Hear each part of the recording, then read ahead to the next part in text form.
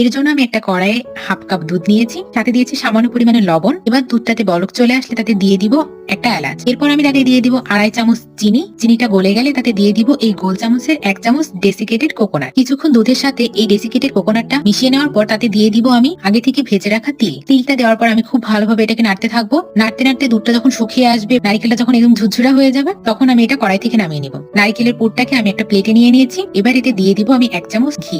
ঘিটা দিয়ে আমি খুব ভালোভাবে আবারও মাখিয়ে নিব। এখান থেকে আমি সামান্য পরিমাণে নারকেলের পুরটা তুলে রেখেছি। প্লেটে থাকা নারকেলের পুরটাতে আমি দিয়ে দিব সামান্য পরিমাণে অরেঞ্জ ফুড কালার। ফুড কালারটা মাখানো হয়ে গেলে আমি তাতে দিয়ে দিব 2 চামচ ড্যানিশ।